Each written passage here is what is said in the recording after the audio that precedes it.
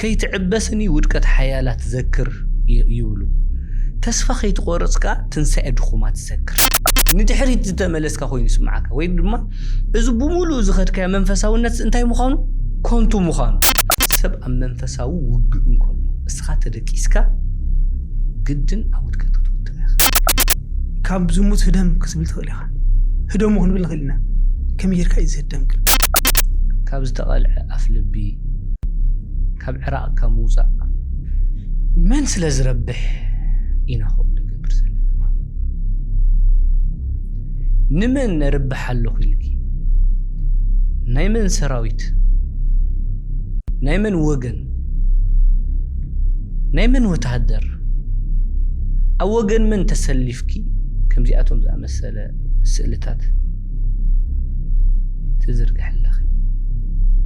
بسنكخي نسهلنا بزحت من نسيات يقدأكم زولس تفلتلو بسنكخس تصقاو زحت يقففكم زولو تفلتلو سلازي اتكاهن كيف ردك اي تفرح نبعلو بتي هو تتي حاليفوس تايز قبري السعري مورا سعره تايكونا أنا أستاسيا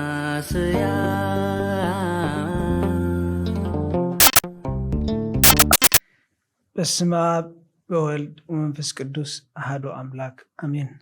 سلام أملاك مسكولاتنا يكون تخطاتلتي منفساو channel أناستاسيا ونقع بسلام نمدب منفساو مغري مزاخم بمجمريا نقول لغاتكم نتي أبقدامي كفال زقربنا يوم مدبنا تخطاتي لكم رئيتكم ذهبكمنا حتوتاتكم كي ترفز حتتكم نقول لغاتكم كمسكنكم فتو كما قتلتها نايت زحلف مدبنا خالو معنتي فلي بزبله عمق بزبله ارستي كنزراربينا زرستزي نناي بورنوغرافي ويكا سلس يوف وق بخمي نسعر زبلي نسعر راح يكوننا نقنبل مجمريا نردو قتيلنا نقالسو اموداتها كنسعرو كما غيرنا هنا لازم قد نخدو نزي أرستزي نمزرب كا خمت لمود أبز حلفه الدمو يزنورو أبونا قشي أردم أو ميكائيل مسايا لو أبونا نقعد حن متأخم نقعد حن تنحكم الرأي مجمريا عدمنا أخبركم سلز متأخم بلبيها خمسينكم فتو كتيلنا نبحثو تاتي كأتو لومي بزعباتي بزحات نزقت ممزلو أرسي ناي بورنوغرافي ويون سلهت يفنولو نعو نمحقا نمفواس ويكا نعو نمسعار زحقز حيال سلتاوي أقراربا كنمرمرينا مجمريا نزوخفو لمدي نمسعار انتا إنا خنقبر زلنا صبو بسم أب وولد ومنفس قدوس أحد أملاك مجمريا እግዚአብሔር አምላኽና ክሳብ ሰዓት እዚ ዝሓለወና ዝረዳእና ክብርን ምስጋናን ንዑ ይኹኖ ናብዚ ዕለት እዚ ናብዚ መደብ እዚ ስለ ዝዓደምካን ኸ ብልቢ የመስግን ካልእ እንታይ ኣፍታሕቶቲኣ ብቐጥታ ክንኣቱ እንድሕር ደኣ ኮይና ኣብ ዝሓለፈውን ብዙሕ ነገር ተዛሪብና ነርና ብሓፈሻ ብምግባር ማለት እዩ ኣብዚ ናይ ሎም መዓንቲ ነዚ ብቐጥታ ማለት እዩ كمي جيرناينا نتي وق النعوتلو عبز بالطلق إلنا كنزارب تخوينا مجمريا نتي نجر إتي كاب رأسخا مقطع كاب زبل أرأس تحلف بزبلة منفسه وق بزبل كنحزو أقداسي مالتي حجي كل التدرجات يوم زلو كنردو عند حرد أخوينا كل التدرجات يوم زلو اتقدام أي درجة رأسخا مقطع أبزبل كم منفسه وعلامة كتحازن كله كأو بزحلف دما منفسه ووق إذا نقدر زسي رأسخا مقطع زبهال نتبهريا وفتنة زمل كتقال كخونون كله إتو منفسه ووق إجنا بجكا بهريخا أبز نقدر زي كودو أخا كتقلالفوخا زداليو كالوت سالساي أكل مالت رخصات منافستي كم زلو زرد سلازوخنا اتقداماي ابز وق ازي كنعوت اندحر دا اخوينا نز نجر زي كم منفساو وق مردا اي مالتي ምክንያቱ ከምቲ ኣብ ዝሓለፈ ዝበልናዮ እዚ ነገር እዚ ሰይጣን ሲ ብዕላማ እዩ ዝዋጋኣካ ዘሎ እንታይ ዝበሃል ኣሎ ሰይጣን ሲ ተስፋ ይብሉን ግን ተስፋ ይቆርፅን ይበሃል ተስፋ ይብሉን ናይ ሰማይ ተስፋ ናይ ምሕረት ተስፋ ወላሓ ተስፋ ይብሉን ግን ተስፋ ይቆርፅ ይዋጋኣና ማለት እዩ ስለዚ ኣብ ውግእ ከም ዘለና መጀመርያ ምርዳእ የድሊ ኣብ ውግእ ከዓ ተቀዳመይቲ እትሪኣ እንታያ ዕላማ ናይ ጸላኢኻ እንታይ ዝደል ዘሎ ብልክዕ ጸላኢኻ እንታይ ይደል ዘሎ ሰይጣን ሰለስተ ነገራት ይደል ኣብዚ ነገር እዚ መጀመርያ ንጽህናኻ ካልኣይ መንነትካ ሳልሳይ ድማ ጽዋዕኻ ሰይጣን ንምንታይ ዝደል ዘሎ ኣብዚ ውግእ ኢልናዮ ሕራይ ምክንያቱ ዲያብሎስ ትመጻርትኹም ሲ ዝውሕጦ ደልዩ ከም ዝጓዝ ማንበስ ኣብ ዙርያኹም ይዘውር ኣሎ ኢሉ እሞ ኣብ ዙርያና እንታይ ዝገብር ዘሎ እንታይ ይደልዩ ካባና መጀመርያ ንጽህናና ምክንያቱ ኣምላኽ ንሰብ ቅዱስ ኢሉ ስለ ዝፈጠሮ ብመልክዑን ብምስሉን ንዕኡ ንምርካስ ንኣዳምን ሔዋን ኣስሒትዎም ደሓራይከ ነቲ ዝተባላሸወ መንነትና ጎይታና ኢየሱስ ክርስቶስ ንዚ ክርስሙን ዘለዓለ ምስጋና ይኹን ንቤተ ክርስቲያኑስ ዕጣር ወይ መንቅብ ካልእ ንዕኡ ድመስል ዘይብላ ቅድስቲ ገይሩ ናብኡ ምእንቲ ከቐርባስኒ ገዛእ ደሙ ከፊሉ ብመስዋዕት ብቅዱስ ደሙ አንጽሂዋን ቀዲስዋን ማለት እዩ ስለዚ ነቲ ዝተቀደስናሉ ንዕኡ ዝቃወም ዘሎ ማለት እዩ ቀዳማይ ታርጌት ወይ ድማ ቀዳማይ ዕላማ ናይ ጸላይ ንጽህናኻ ማለት እዩ ነቲ ኣምላኽ ቅዱስ ዝገበሮ ንኸባላሹ ነቲ ኣምላኽ ቅዱስ ዝገበሮ ቃል ኪዳን ከባላሽዎ ነቲ ኣምላኽ ቅዱስ ዝገበሮ ናይ መውስቦ ስምዒት ይኹን ናይ መውስቦ ነገር ኩሉ ምብልሻው ዕላሞም ካልኣይ ዕላማ መንነታው ቃልሲ ኣብ መንነትካ እዩ ዝዋጋ እግዚአብሔር ንዓና ከም ውሉድ ኣምላኽ እዩ ኣብ መንጎናን ኣብ መንጎኡን ክህሉ ዝደልዮ ዝምድና ድማ ከም ውሉድ ኣምላኽ እዩ መንነትና እግዚአብሔር ኣምላኽ ቀሪጾ ማለት እዩ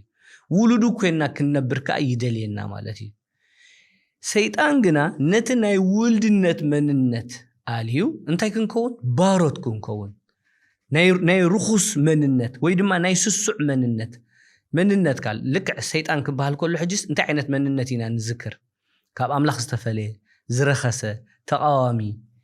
ልክዕ ናብዚ መንነት እዚ ክልውጠካ ይደሊ ማለት እዩ ሳልሳይ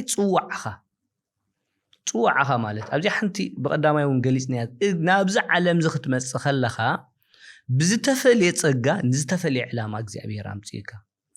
ሰይጣን ነዚ እዩ ዝዋግኦ ማለት እዩ እንድሕር ዳ በዚኣቶም ዝኣመሰሉ ሓጢያት እንድሕር ዳ ተወቂዕኻ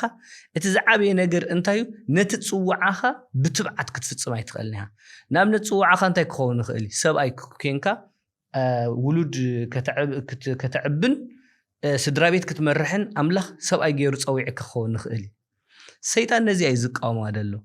እንድሕር ዳ በዝ ነገር ዝተታሒስካ ትብዓት ዘለዎ ሰብኣይ ኮንካ ከመን ክትቅጽል ኣይትኽእልኒ ንሰበይትኻ እኮ ዓይና ክትርአይ ትኽእልኒ ኢኻ ብኸምዚ ዓይነት ኣዲክሽን ወይ ድማ ብኸምዚ ዓይነት ወልፊ ዝተታሓዙ ሰባት እኮ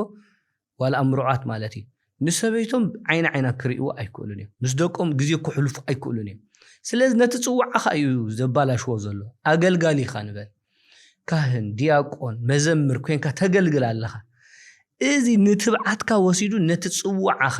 ማለት እዩ ኣብቲ ግቡእ ግዜ ንኣምላኽ ከይተኽብር እንታይ ዝገብር ዝቃወም መንፈስ እዩ ማለት እዩ ስለዚ እቲ ነገርትስ እንታይ ምዃኑ ምርዳእ መንፈሳዊ ውግእ ምዃኑ ምርዳእ ቀዳማይ እዩ ማለት እዩ እተን ዕላማኻ ንጽህናኻ መንነትካ ጽዋዕኻ ኤን ማለት እዩ ስለዚ መጀመርያስ መንፈሳዊ ውግእ ምዃኑ እቲ ዝደልዮ ዘሎ ድማ እዚ ነገር ምዃኑ ኣጸቢቕና ምርዳእ ኣገዳሲ ይገብሮ ማለት እዩ ከም በበልሲ እግዚአብሔር ይመስገን ብጣዕሚ ጽቡቕ ኣንፈት ከተትሕዙና ጸኒሕኩም ኣቦና እንታይ ደ ክሓስብ ጸኒሐ እተን ዕላማ ናይ ሰይጣን ክንብል ኮለናሲ ኣነ ከዓ ዝያዳ ኣበይ ከተኩር ደልየ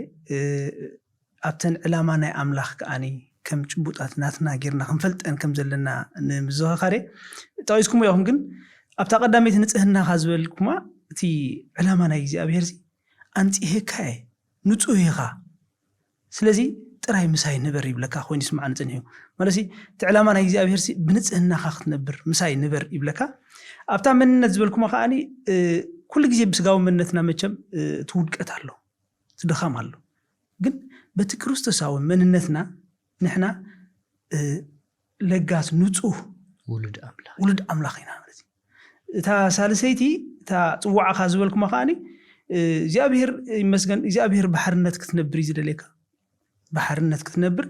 ብምስጢር ክትእሰር ዘይኮነስ በተሰማያዊ ዝኾነ ምስጢር ክትፍታሕ ንፍሉይ ዕዮ ከዓ ኣምላኽሲ ነፍስ ወከፍ ሰብ ብዕላማ ይፈጢሩ ክበሃል ከሎ ፍሉይ ዕዮ ኣለዎ ንዑ ዝበቅዕ ጥበብ ከዓኒ ምሳና ኣሎ ስለዚ እግዚአብሔር ኣምላኽ ከዓኒ ነዚ ዓበይቲ ዕላማታት ከም ዘለዎ ምስ ተጠቀስኩሞ ምስማሬ ህራይ ዕላማ ኣምላኽ እውን ማዕረ እቲ ፀላኢ ምርኣይና ፅቡቅ ኮይኑ ብዙሓት ሰባት ኣብዚ ጉዳይ እዚ ምስ ዝወድቁ ብርቱዕ ሕፍረት ይስምዑ ተስፋ ቆርፁ ስለዚ ነዚ ናይ ምፍታን ምውዳቕን ዑደት ብኸመይ ክንሪኦ ንኽእል ሕጂ እዚኣ ፀቢቕና እንዳጠለቕና ክንከይድ ከለና ክንሪኣ ንኽእል ኢና እቲ ፀላኢ መደብ ኣለዎ ክቃለስ ከሎ ማዕስ እንታይ ይገብር ድሕሪኡ ኸ እንታይ ይገብር ብውጥን እዩ ዝኸይድ ማለት እዩ ምክንያቱ እቲ ፈተነ ብቐሊሉ ከተለልዮ ከምዘይ ትኽእል ገይሩ እዩ ዝመፅእ ስለዚ ሓደ ካፍቲ ሕታ ሕፍረት ዝበልናያ ምስ ወደቕካ ኣብ ከምዚ ዓይነት ህይወት ተቐዳመይቲ ሰይጣን ክሕዛ ዝደሊ ነገር እንታይ እታ ውድቀት ከም መወዳእታኻ ገይሩ ክሪኣ ይደሊ ማለት እዩ ግን ኣቦታት እንታይ እዮም ዝብሉና ከይትዕበስኒ ውድቀት ሓያላት ዘክር ይብሉ ተስፋ ከይትቆርፅካ ትንሳኤ ድኹማት ትዘክር ሕጂ ኣምላኽ ግና ንውድቀትና ምሕረቱን ፀጉኡን ንምግላፅ ኣጋጣሚ ዝጥቀመሉ ንኣብነት ውድቀት ኣዳም ስኒ እንታይ ኣምፅኡ እሞ ንበል ዝዓበየ ክብሪ እኳ ይምፅኡ ኣምላኽ እዩ ነቲ ውድቀት መዲብዎ ይኮንና ንብል ዘለና ግን እቲ ውድቀት ኣዳም ናይ ወዲ ኣምላኽ ጎይታና ኢየሱስ ክርስቶስ ሰብ ኮይኑ ኣባና ክመፅእ ንመንነትና ከልዕሎን ሰብ ስኒ ክሳዕ ክንድዚ ኣብ ኣምላኽ ክቡር ምዃኑ በቃ ኣርእዩ ማለት እዩ ኣነስ ኣብ ዒንቲ እግዚኣብሔር ክቡር ኢሉ ማለት ኣምላኸይ ከዓ ሓይለይ ኢሉ እቲ ነቢ ስለዚ እንታይ ኢና ንብል ዘለና ውድቀት መወዳእታ ኣይኮነን ማለት እዩ እታ ሕፍረት ትበሃል ዘላ ንውድቀት ከም መወዳእታ ምርኣያ ግን ሃባሃለወት ብዝሂት ሃጥያት በህየ ትበዝህ ፀጋ እግዚኣብሔር ይብል ማለት እዩ ኣብ ሮሚ ምዕራፍ 5 ዘሎ ቃል ኣብቲ ብዝሕ ሓጥያት ዘሎስ ኣብኡ ፀጋ ኣምላኽ ይበዝሕ ኢሉ ማለት እዩ ልክዕ ስለዚ ኣብቲ ሓጥያት ዝበዝሖ ኣምላኽ ኣብኡ ምሕረት ይገብር ኣብኡ ፀጋ ይገብር ኣብኡ የልዕል ማለት እዩ ስለዚ እንታይ ኢና ንብል ዘለና እቲ ናይ ፀላኢ ሓሳብ ከም መወዳእታ ገይሩ ከርእየካ ይፍትን ኖ ግን እግዚአብሔር ንውድቀትና እኳ ምሕረቱን ፀጉኡን ከርኢ ይጥቀመሉ ምዃኑ ክንርኢ ክንግንዘብ ይግባአና ማለት እዩ ስለዚ ካብ ሕፍረት ካብ ርእስኻ ምውቃስ ሓዲካ ተስቲኻ ምንስሕን ናብ ኣምላኽ ምምላስን እቲ ዝዓበየ ነገር እዩ ምክንያቱ ሓጢአት የብለይን እንተበልናስ ንሕሱ ተሓቅውን ምሳና የለን ኢሉ ሓጢአትና እንተተናዘዝና ግና ኣምላኽ እሙንን ጻድቕን እሞ ንብዘሎ ሓጢአትና ይቕረብ ክብለልና ካብ ኩሉ ዓመፃናኸ ከንፀሃና እዩ ከም ዝብል ቃል እግዚአብሔር ማለት ኣብ ቀዳማይ ዮሐንስ ምዕራፍ 1:9 ስለዚህ ፀጋን ምሕረትን ኣምላኽ ምዝካር ከም ቀዳማይ ክንሪኦ ንኽእል ኢና ማለት እዩ እግዚአብሔር መስገን ኣብቲ ናይ ተኸታተልትና ርእቶሲ ክሪኦ ከለኹ ሓደ ተኸታታሊ መደብና እንታይ ኢሉ ነይሩ ንሓጢአት ብፍልጠት ብንቕሓት ብፀጋ ኣምላኽ እዩ ዝሰዓር ዝብል ኣገዳሲ ሓሳብ ይብልና ነይሩ ህራይ መጀመርታ ነቲ ተኸታታሊ መደብና ቃል ህይወት ይስማዓልና ብል ብምቕፃል ናብቲ ሕቶና ንኣቱ ካልእ ሕቶይ ከኣቱ ከለኹ እስኪ ናብቲ ተግባራዊ ዝኾነ ስልቲ ንስገር ንኣብነት ኢልወን ብፍልጠት ብንቕሓት ብፀጋ ኣምላኽ ኣብዚ ተቐዳማይ ስጉምቲ ዝረኣየካ ትቕኑዑ ግንዛበ እዩ ስለዚ ኣዕሙቕ ኣቢልና ምእንቲ ክንገልፆ ካብቲ ተራ ምእማን ካብኡ ወፂናስ እንታይ ከመይ ዝመስል እንታይ ይኸዘጠቃልል ፅቡቅ ሕጂ ኣብቲ ናበይ ከነድህብ ኢና ናብቲ ፍታሕ ብርግፅ እንታይና ኮይና ዘለና ብኸመይና ናብዚ ንወድቕ ዘለና ክንምርምር ምእንቲ እቲ ናይ ቃልሲ ውጥን ከመይ ከም ዝመስል ማለት እዩ እቲ ናይ ቃልሲ ወይ ድማ እቲ ተግባራዊ ስልቲ نزي نجر زن مسعر أنتي كم زمسل كنرينا إذا حجي كل جزء نحل نجر كسعره تغين كأتسأل أيها أنت عينة سلتحيزو يمس مردا قداش يماس لذا حدا بحدا كنكيد قداميتي مدرخ أنتي كنو بلاينا أنفت مقيار تبل كنرينا أنفت مقيار مال تايمات زيادة قداميتي السيطان نابزي حاتيات زن خودق لك زتك أمل علامة ويدما أقبابيا مالتي انتاي مالتي السخاء أبكالو قداي كخلخا هندبت سيطان انتاي يقبر وينزي كفو حسابات نممسا أقالو بوخا زسحب نقر يقبر مالتي نابنت انتاي كنبل نخالينا حدثب نبل بصراحة ماسي ويعيلو دخيمو بقى أب محبراو من رخابيتات كزاون يجمر مالتي نعمل ما جمر كجمر كلا أنا وقت أتو إلكاي كون كان تأتو مديب كاي كون كان بقى دخيم كلا تزانا قاعدة ليها ويد ما حبريتها دليها فيسبوك ليها كتر تجمر مو من الباتون السخا ما جمر كتر زجمر كا سئلتات كوني خلقله نايبي تسب كخون وين يقله أما أمونغو جنا دخلت كخلها نأقالو بوخا كسحب زخلو مبقسيتات انت يوم زبلو زوم نايزع عودزي أصبقهم زصنع سني مبقسيتات ويد ما تريجرز دقوبروخا نقرات الله مالتي شو انت يتقبر حانت سألك أو سحب تبلاك مالتي إذا أتا سيطان أنفت كان تخقبر زمزع عمالتي أنفت مغيري عمالتي حجي أقدم كذا حسب كله مكلا خليتات عند حردا زي بالك زي حدا جنيا يخول مالتي حجي بمنتاي كنرينا مسيلكم زبتان بقى الأملاخ دقيفنا كنريو أبكلا إسماعيل معرف عصرت حدا زلو تاريخ ناي أبونا داويت نرأنا بنت أبونا داويت انت يتبل تاي لا تجي مرتقات بتنجستات نوق زوصلو مع حوارح ويل ما جزء يزبل مالتي نجستات من تاي زوصلو نوق زوصلوس انت يجير أبونا داويت ني أب حلقة سراويتون نخلهم سراويتون نزلوا إسرائيل سريدو نسوا أب يرساليم تاريخ لنا مالتي جرى زيادة لك نفتنا تخون زلا شعو أب أقامشت يبلو أب أقامشت كابدك أستسيو رأيك ساعة كندي سرح فتيحو كم زنبرة زين انت نمتقعت زك على عخا سرح فتيحو كم زنبرة أقامشت سي مشت يزدك أسنبر أقامشت أي تسأني كتر ركيس وعلو مالتو كوي رأيو زعت هجيتي سلازي أقامشت كابدك أسو تسئلو بتنتايلو بتناي نقص نحسي بناي نحسي بيت نقص كملالس كلس حنت بيتي ما يكتحصب كلا رأيا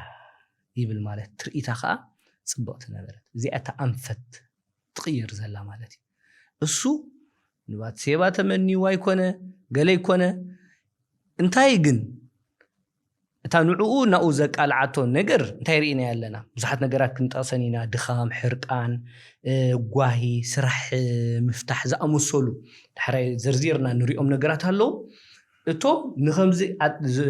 نختقع انتاي البال زقوبرو خيام زقالو خا نجرات شعو جن أب كما أوان سيطان انتاي يقبر أنفتكا زغير حدا نجر يقبر مالتي أبزي أحجي السخا مكتتال تدل مالتي هجي اتودي كالي يخرج صنيحو كالي قعزب صنيحو حنتي أنفتو تغير من البات أطوات استقلعت قال نسيت سئلي ريو خو نخئلي شعو أبزا ساعت إزيات خلقيتي نبت خلقيت مدرخ تسجر مالتي إذا قداميت مدرخ نحدا زي تقايم كايا ناي سلست سكند حق دبال اللو يولو تمرامرتي مالتي أوشت سلست سكند نتانا قرتيا ألليخا كتهاد ملا عند حدا زي كيلكا توقع مليسو يسعسع مالتي حجي تا كاليتي تمس شو انتها تخاليتي مدرخ نب تقداسنت تسجر مالتي قداميت أنفت مغيار نيرا شو تقداسنت مالتي أنفت كاي غير شعو أمورها كابتي ناي حواتكا ناي زماركا ناي بيتسبكا سئل مرأي مزنقع دبهال وزيو بحد رخص زخون سمعتنا يمرواي حسابات كتحزي جمر مالتي زي تخلقتي ليفل يا مالتي زي بلك عمنا يبونا داوي التاريخ كن ريان خلينا أبكال أي سامي المعرف 10 حدا فقد خلته قطر حدا عرفوا نيرو قطر خلته كمالالس كله ريو يبلنا تا أنفت غير قطر 3 بزعباتها سبيت اللي أخو حتى يبلنا انترست الجمير مالتي تقدسنا الجمير لك عزو الدخاء انت يقبر خيد تصنح موسئلتات كرت تصنح حنس قال نعر نوعو تسحبهم سرعي تقبر جمرابا تقدسنا تكحدر وشتو مرويرو خاطو ابتي بروفايل كاتو كال سئلتاتو انكري منياتو انتي بهالو سمعيتو كروي يدللو شعو بقطتا تزقرم نقر انتي يقاطم قدم حج زرأخايو مو ها سمعيتاتكا خطروي زحجزك زبهالو انتي يقبر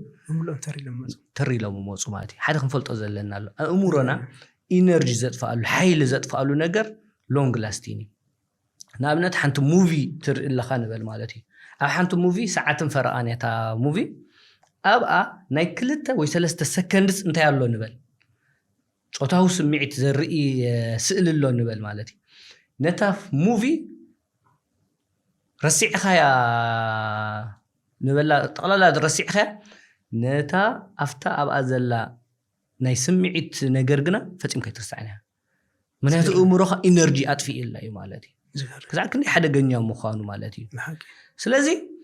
ازو ودزي بقى ان كري فتن ناب تقدم حجي زرعيوم خيد يفتن ماتي كيدو مناتو تقداميتي حدا غنيا زغبرو نغرسي انتايو دطلقه سلت زخيدي مالتي حجي كابتا سئل حاليفو ها بزعبا كابتا سئلي ناب كال سئلتات ناب تقدم حجي كخيد يجمر مالتي لك خمت ابونا داويد بزعبا تاسبي تخحتت زجمرو مالتي سلازي ابزي اتا مخري انتيا زيا تاوسانيت ناي مرچ هموتيا مالتي امونغو فتنن امونغو نات كملسن زلا وسانيت همت يا مالتي 3 سكند اوشتو وحدات سكندتاتي ازي حجي كمزي كنعلو له خلنا خن فيلم يرخع لكم كله خسي شعكم تخون كم تخون نو اوشتو وحدات سكندتاتي از كله حقي زمت ما تمتقعتت بالطعمي قلطف اي مالتي شعو بقصبت مالتي غويتا يدحنني إلكا غويتا يدحنني يعني انتي كابزي نغرزي سورن إلكا قلطف سقومتي انت زي وسيدكا نفسال ساي درجة يسجر مالتي ازي قداماي درجة انت يلنا تصنيحنا قداماي درجة انفت مقياري لنا كالاي درجة اتي اتوكرو خاي السحب ويل ما تقداسنت إلنا مالتي سالساي درجة شعو مطلق يمص مالتي مطلق مالتي ابز حجي تزغرم امورخا سمعيتاتكا كله مالتي مستفتنا انت كغبر متأسسار يجمر حساباو فتوت نايزموت حسابات كله يمص مالتي حجي اب كالو اسئلتات تخيد زغرم نجر قدم حجي ريخايو سمعيتكا زرو خالو نجر كالاي غزيت كماليسكا خطريو خلها كنت تقداماي سمعيتكا زرو خالو كوندو ايكوني سلاز انتي تخون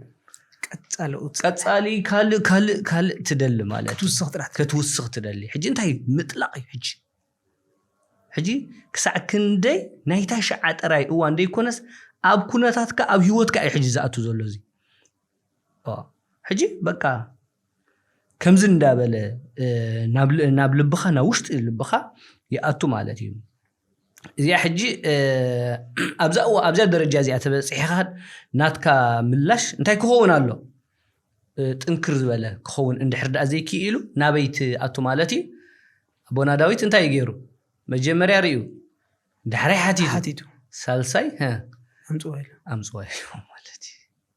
زياتا مطلق تبال مالتي شو ابزي درجه ز مسبصحخا كنردو زلنا انتي داويت ليخو وسيدوا مالتي تقداميتي تنكر زباله ملس اند حردا زيهيبكا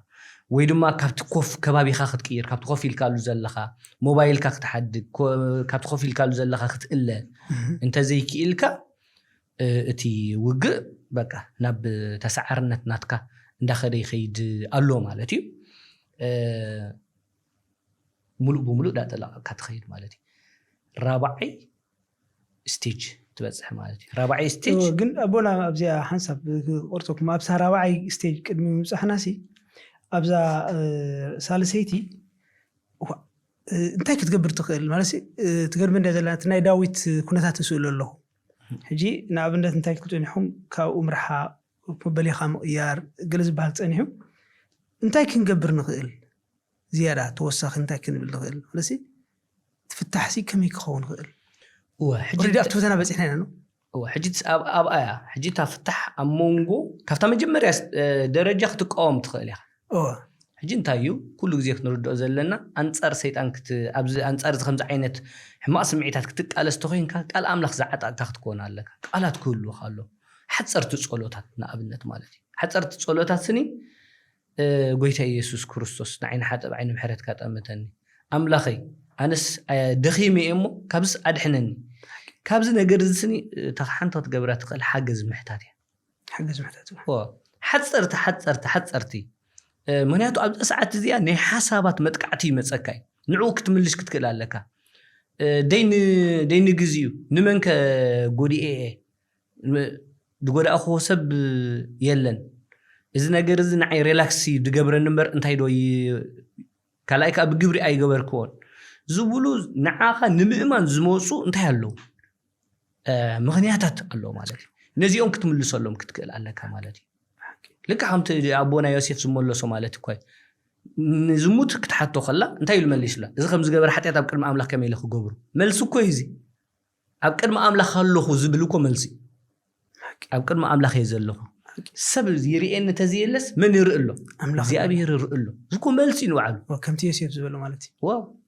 ከምቲ ዮሴፍ ዝበሎ እግዚኣብሔር ይርኢ ኣሎ ኣብ ቅድሚ ሰብ ተዝየለኹ ኣብ ቅድሚ ኣምላኽ ኣለኹ ዝብል ኣምላኸይ ኣነስኒ ደኺመ ኣነስ ኣይክእለኒ እስኻ ደኣ ርድኣኒ እግዚኣብሔር መንፈስ ቅዱስ ደግፈኒ ካብዚ ነገር ዝእለየኒ ምባል ምፅላይ ብዓውታ ብኣፍካ ክትብሎ ክትክእል ኣለካ ንሓይ ነታ ሓይሊ ናይታ ሓጢያት የድክማ እዩ ብኣፍካ ምባል ብሓቂ ጎይታ ኢየሱስ ክርስቶስ ኣድሕነኒ ክትብል ከለካ ስም ክርስቶስ ክለዓል እንከሎ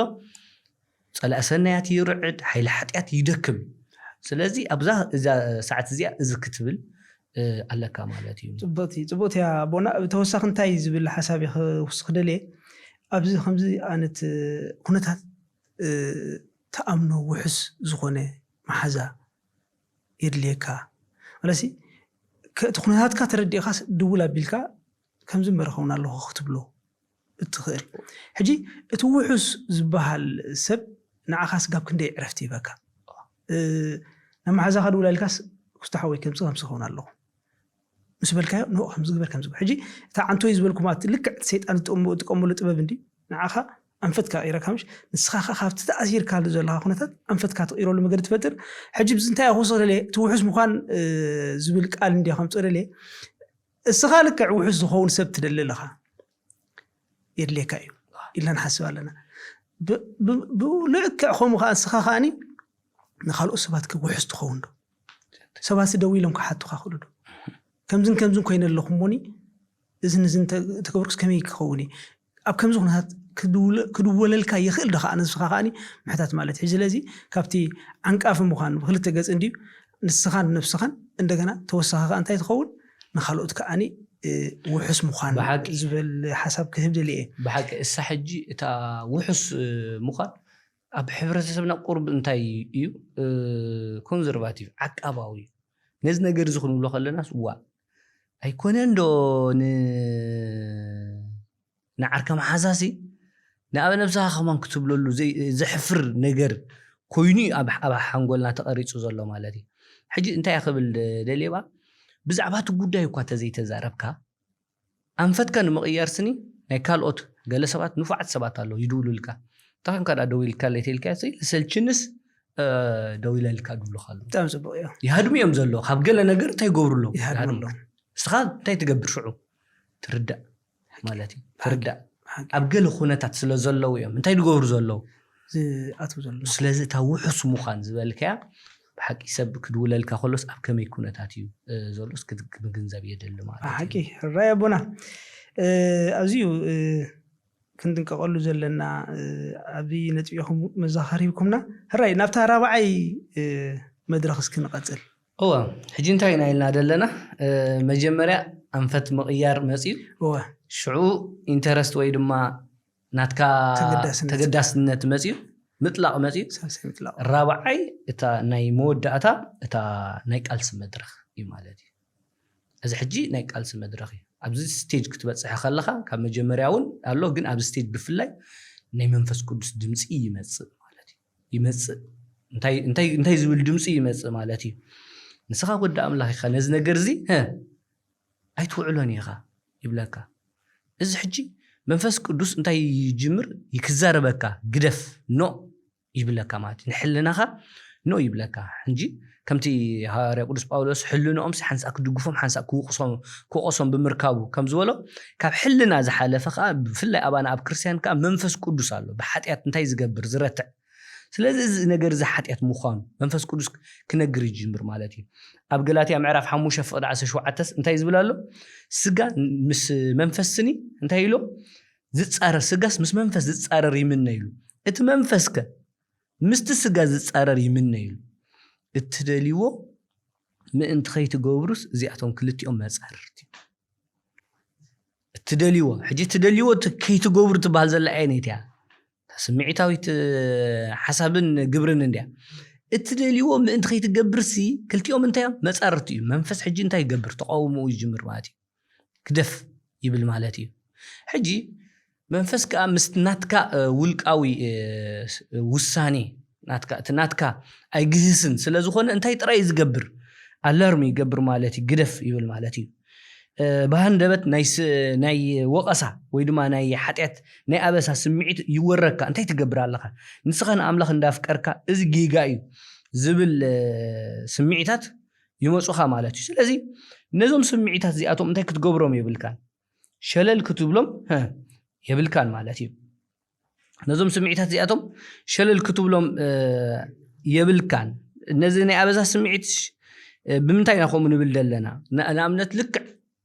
በቲ ቃል ኣምላኽ ነዚ ነገር ዝክንርድኦስ ናብ ቃኤል ንኺድ እሞ ቃኤል ብምኽንያት መስዋዕቱ ኣምላኽ ናብኡ ጽቡቕ ገይሩ ስለ ዘይረኣየ ኮርዩ ነይሩ ብዛዕባ ሓው ኣቤል ማለት እዩ ሽዑ እግዚኣብሔር እንታይ እዩ ዝብሎ ሓጢኣት ኣብ ኣፍ ደገ ትጥቃፀወካላ ሃረርትኣ ከዓ ናባኻ እዩ ንስኻ ግና ክትገዝኣ ይግባኣካ ይብሎ ዘፍጥረት ምዕራፍ 4:7 እዚኣ እታ ናይ መንፈስ ቅዱስ ጻውዒት ንብላ ዘለና ግደፍ ሓጢኣት ትጥቃፀወካላ ሃረርትኣኻ ናባኻ እዩ እስኻ ክትገዝኣ ኣለካ እዩ እዚ እቲ ድምፂ መንፈስ ቅዱስ እዩ ትንዓና ሞቃኤል ነቲ ድምፂ ሰሚዕዎ ዶ ተንስዩ ንሓዊ ኣቤል ቀቲልዎ ማለት እዩ ስለዚ ነታ ሸለል ኣይትበላ ርጊፅካ ትኸይድ እሳስ እዚ ስምዒት እዚ ንዓኻ ናይ ፍቕሪ መጠንቀቕታ እምበር ኩነኔ ይኮነን ምፍርራሕ ኣይኮነን እግዚኣብሔር ኣው ዝህበካ ዘሎ የጠንቀቐካ እዩ ዘሎ ፀጋኻ ከይትስእን ምእንቲ ካብ ዕላማኻ ከይትበክር ምእንቲ ትብዓትካ ከይጎድል ብኡቢሉ ድማ ሰይጣን ስኒ በቃ ኣብቲ ናይ ተስፋ ምቑራፅ ከይሒዘካ ምእንቲ መንፈስ ቅዱስ ግደፍ ይብል ሕጂ ኣብቲ ጻውዒት ባይዞ ዳሕራይ ክንመጾ ንኾይና ሕጂ ጥቕስ ከብላ እንታይ እቲ መልእኽቲ ቅድሚ እቲ ሓጢኣት ምፍጻሙን ድሕሪ እቲ ሓጢኣት ምፍጻሙን በበይኑ እዩ ቅድሚ ይቀያየሩ ባይዞ ትዘገርም ቅድሚ እቲ ሓጢኣት ሰይጣን ግበር ይብል መንፈስ ቅዱስ ከዓ ግደፍ ይብል ማለት እዩ እቲ ሓጢኣት ምስ ተፈጸመትከ እዚ ግበር ክብል ዝጸንሕ ሰይጣን ብቐጥታ ናብ ምንታይ ይጅምር ኣብ ክሲ ይመጽእ መንፈስ ቅዱስ ግን እንታይ ይብል ተመለስ ናብ ናይ ንስሐ ጻውዒት ይቕጽል ማለት እዩ ሕጂ እቲ ዘጉህ ግና መብዛሕትና ማለት እዩ ኣብ ክልቲአን ጻውዒታት ነቲ ሓደ መንፈስ ንሰምዕ ምህላው ነው ኣብ ሓንቲአን ኣትሊስት ንመንፈስ ቅዱስ ተሰሚዕና ግና ክንድሕኒና ኣብ ሓንቲአን ማለት ሕጂ እዚኣታ ስለዚ እዛ ራብዒቲ ስምዒት ውግኣ ማለት እዩ ክልቲኦም ሓሳባት መንፈስ ቅዱስ ንኩሎም ቶም ቅድሚ ሕጂ ኣሜን ኢልካ ዝተቐበልካዮም ቃላት እና ኣምፀ እንታይ ካብኡ ከውፃእካ ይቃለስ ማለት እዩ ሰይጣን ድማ ከጥላቐካ ማለት እዩ ውሳኔ ግን ናይ መን እዩ ናትካ ውሳኔ ማለት እዩ እዚ ተዘይተ እዚ ምስ ሓለፈ ሽዑ ውፅኢት ይመጽእ ማለት እዩ ሓምሻይ መድረኽ عوت ويحدث أخون مالتي بمنصر أنتي السخاء أو نزوم زحلفو 4 مدرخات بذهبكايو ملس مسرت وصيت يمص مالتي وي عوت تخون وي كان انت يخون ودقت كا يخون مالتي شعو حدا سب نتي لبو نتي دمص منفس قدس سمعو تليفون انت داربيو كويتا يسوع كريستوس نعين حتى بعين محرت كطمتني املاخي دخيمي مو رداني إلو كبابيو بمقيار اندحر دا تعويتو عوت يخون اندحر دا أنا زدمص منفس قدس تزي سمعو وخا انت يخون اتي ودقت يخون مالتي لك عبونا داويت إذ نجرزي مستفتصمس انت يخوينو مس عدقيسو مالتي ملأخت سديدة خاصة انت يلاتو تأنيسي يلاتو زيتا حمشيت ستيج يا مالتي حمشي ستيج انت يكوينو حوت وي ودقت وي حاتيات يخون مالتي أبني أبونا داويت تا ودقت كون كلا نرئ مالتي شعو اتي أقدم كمالتي استدلوا مدبات اندحر دا قدم تفتنه ممصو مالتي ዝተወሰነ ውሳኔታት እንተ ዘይብልካ መብዛሕትኡ ግዜ ኣብ ውድቀት ይዝውድ مالتي እጂ እንታይ ዝበሃል ኣሎ ኩናትኒ ከይተጀመረ ይዝውዳእ ዝበሃል ኣዘራርባ ኣሎ ኩናትሲ ከይተጀመረ ይዝውዳእ ማለት እዩ ማለት ኣቀዲምካ እንድሕር ዳ ከምኡ ፈተነ ከም ዝመጽን ኣብቲ እዋን እንታይ ከም እትገብርን ማለት እዩ ማለት ምስ መንፈስ ቅዱስ ዝተረዳዳእካሉ መደብ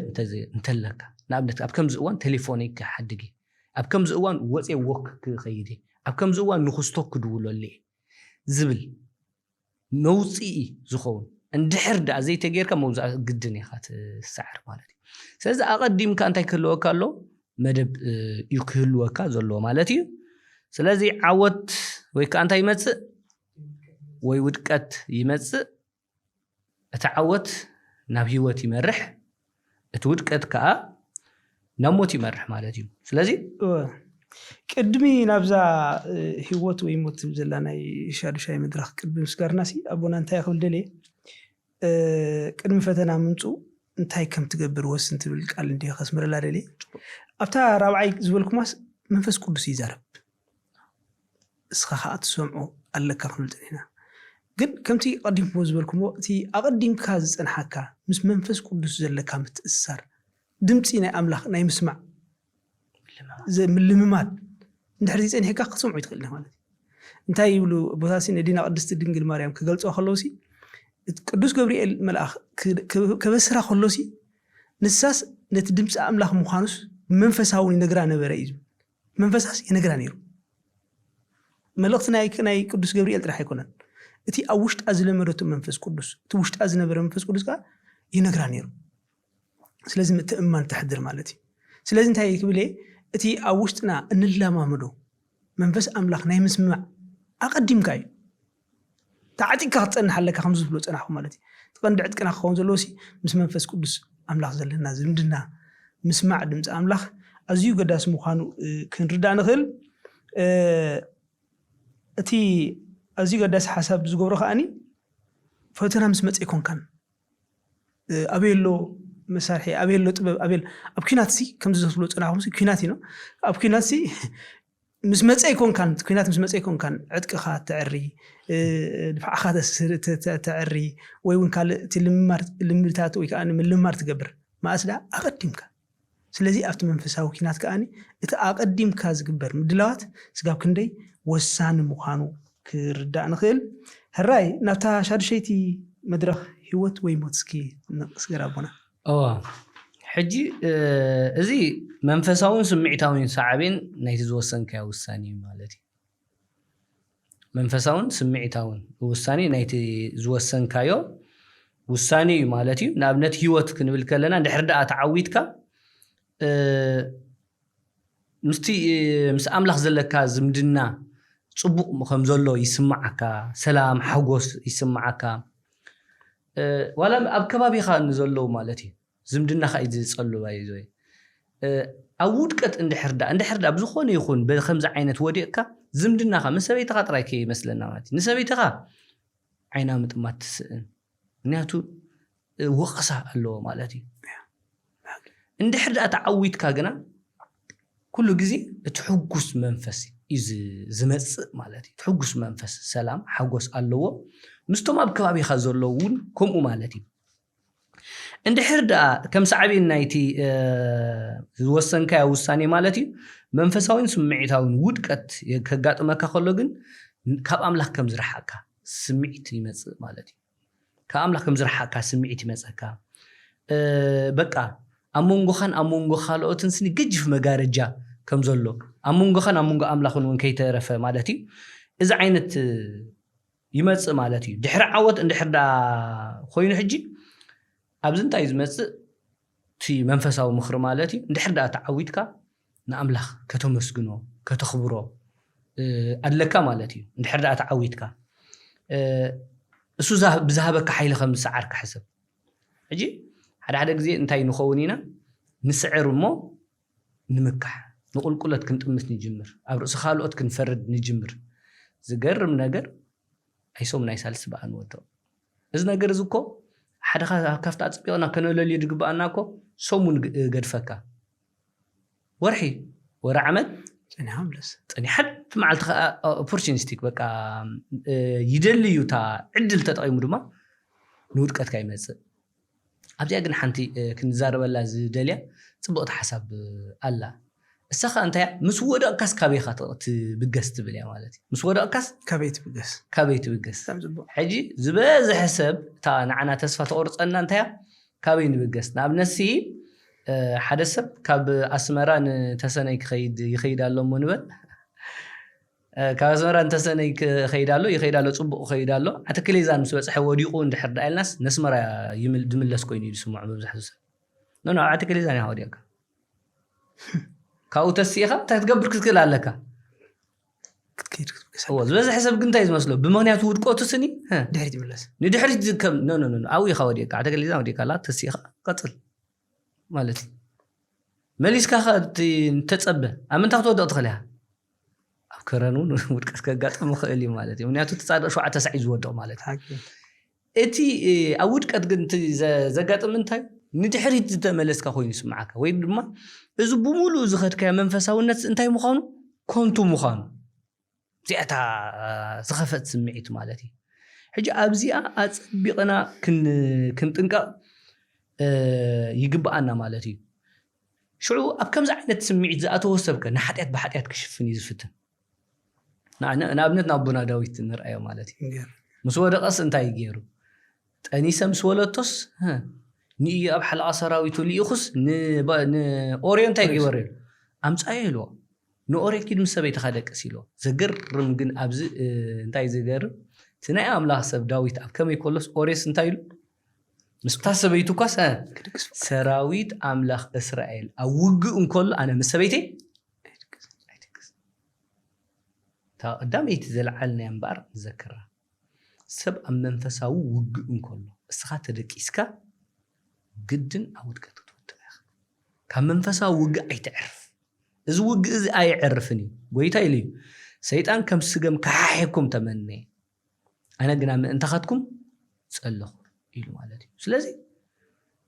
إذا كبيتو وجع مخان بتسجى أملاخ بحيل أملاخ جنا دسعر مخان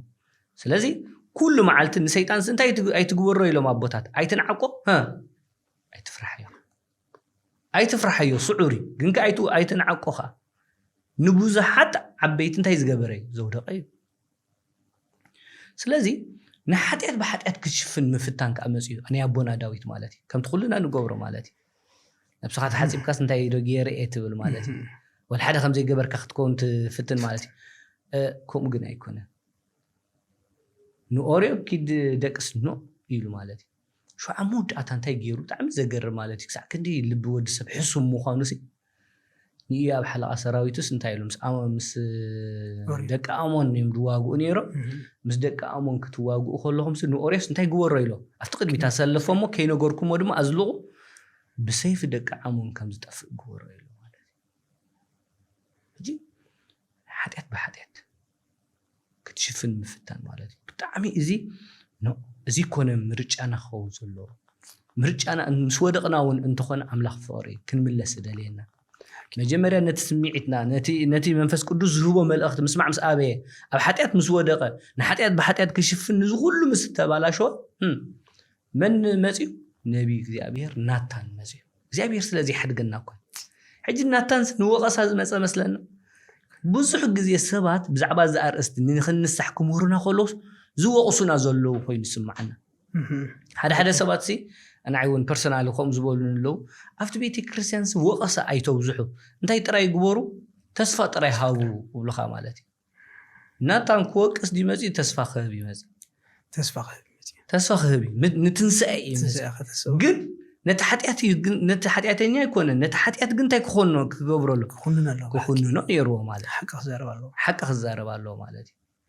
ስለዚ ናታን ድማ እዚ እቲ ታሪክ ሕጂ ከይነውሓና ከምቲ ኩልና ንፈልጦ ብሰንክሱስ ምስላ ሂዎ ከምዚ ገይሩ ሚእቲ ኣባጊዕ ዝነበሮ ሰብኣይ ነይሩ ሓንቲ ጎረቤቱ ግን ሓንቲ ነይራቶ ጋሻ ምስ መፆስ ነቲ ሓንቲ ሂዎ ነታ ናይ ጎረቤቱ እንታይ ይኹን ኢሉ ምስ ነገሮስ ኣክንዲ ሓደስ 4 ዕፅፊ ይኽፈል ኢልዎ በዚ ምክንያት ነቦና ዳዊት ባይዞይ 4 ደቁ ሞይቶም 4 ደቁ በብግዚኡ በታንሱ ዝፈረዳ ሞይቶም ሕጂ ኣነ ናበይ ክመልሰኩም እዚ ኩሉ ብምንታይ ተጀሚሩ እዚ ዝሙት እዚ ናታ ጥንሲ እዚ ወዱውን ሞይቲ እዩ ቆልዓውን ሞይቲ እዩ ካብኣ ዝተወልደ ክንደይ ሽግር ኣሕሊፉ እዩ ኦርዮ ተቐቲሉ ደቁ 4 ሞይቶም እዚ ኩሉ ሽግር ብምንታይ ተጀሚሩ ሰብዳ ተዋግእ ከሎ ምዕራፍ እታ ሓንሳእ ሰይጣን ኣንፈቱ ክጠውየሉ ክጥምት ዝገበሩ ኣንፈቱ ክጥው ከሎ ሻዓ መልሲ ተዓጫ ነይራት ትኾን እዚ ኩሉ ምድሓነ ስለዚ ዓስቢ እቲ ኮንሲኩዌንስ ወይ ድማ እንታይ ኢና ንብሎ ሳዕቤን ብጣዕሚ ከቢድ ምዃኑ እዩ ኣብዚ እንርኢ ዘለና ማለት እዩ ስለዚ እንታይ ዳ ይድሓይሽ እሞ እንድሕር ዳ ኢልካ ካብ ርእስኻ ምውቃስ ሓዲካ እንታይ ኢኻ ክትገብር ዝግባእካ ማለት እዩ ብቐጥታ ማለት እዩ ርእስኻ ሕተታ ማለት እዩ መጀመርያ ቀልጢፍካ ተመለስ ቀልጢፍካ ግዜ እውን ኣይትውሰድ ሻዕ በቃ በዲለ ብዝብል ሕልናስ ኣብ ቅድሚ ኣምላኽ በቃ ዘቕረበለለይ ኣምላኽ ኢልካ ተቐዳመይቲ ስኒ ናብ ኣምላኽ ምምላስ ክጅምር ክትክእል ኣለካ ማለት እዩ ተቐዳመይቲ ንድኻማትካ ምግምጋም እንታይ ነይሩ እስኪ ካብቲ እቲ ናይ ውግእ ስልቲ ናትካ እንታይ ኮይኑ ይሰርሕ ነቲ ኣቐዲምካ ዝመደብካዮ ስለ ዘይተግበርካዮ ድዩ ወይ ዝተፈልየ ዓይነት ኣገባብ ድዩ መፂኡ ኣብዛ ሕጂ እዋን እዚኣ እንታይ እዮም ነይሮምከ ሕጂ ብዝበዝሐ ሰብ ንኣብነት ደኺሙ ከሎ እንድሕር ደኣ ኣብ ሶሻል ሚድያ እንታይ ዝበሃል ኮይኑ እምሩኡ እንታይ እዩ ዝኸውን ኣብ ሞንጎ ንቕሓትን ኣብ ሞንጎ ድቃስን እዩ ዝኸውን ማለት እዩ እዚኣ ፈተና እያ ኩሉ ግዜ ኣይንቁሕ ኣይድቁስ ኣብ ዝኾንካላ እዋን እዚኣ ፈተና እያ ኩሉ ግዜ ኣብ ምንታይ ኢኻ ደኺምካ ዲኻ ነርካ ሰልቺካ ዲ ነይሩ በይንኻ ዲኻ ነርካ ፅሙዋ ብዘይ ዕላማ ዲኻ ኣብ ሶሻል ሚድያ ትዛውን ነርካ ሕርቃን ዲ ነርካ ፀቕጢ ዲ ነርካ እንታይ ነርካ እዚ ብግቡእ ምግምጋም ማለት እዩ ኣፍታ ህሞት እቲኣ ሰይጣን ዘቕረበልካ ሓሳባት ሙስኻ ዝተቐበልካዮ እንታይ ነይሮም ሽዑ ብግቡእ ርእስኻ መርሚርካኻ ተነስሕ ማለት እዩ ሕጂ ምስ ኣበ ነብስኻ ምዝራብ ሓደ ካፍቲ ዝዓበየ ፍታይ ማለት እዩ ሓደ ኣብ ነብስኻ ማለት ከምቲ ቃል እግዚኣብሔር ዝበሎ ማለት እዩ ናይ ነብስኻ ኣቦዩ ሓጢኣቶም ዝሓደኩምሎም ክሕደገሎም ዘይሓደኩምሎም ኣይክሕደገሎም ተባሂሉ ስልጣን ክህነት ኣለዎም ካልኣይ ከዓ ነቲ ውግእ እቲ ከመይ ጌርካ ክትስዕሮ ከም ዝግባእካ ከምቲ በቐዳማይ ዝበለና መንፈሳዊ ምኽሪ ክህቡኻ ማለት እዩ ስለዚ በዚ ኣገባብ እዚ ክንሪኦ ንኽእል እቲ ሓፈሻ ኮነ ጠቃሎ ግና ካበይ ክንደይ ደረጃታት ሓሊፍና መፂና ኣለና ማለት እዩ 6 ደረጃታት ኣሎ ካብዚ ግቡእ መረዳእታ ወሲድና ኣበይ ክንዓግቶ ከም ዘለና ዳፈለጥና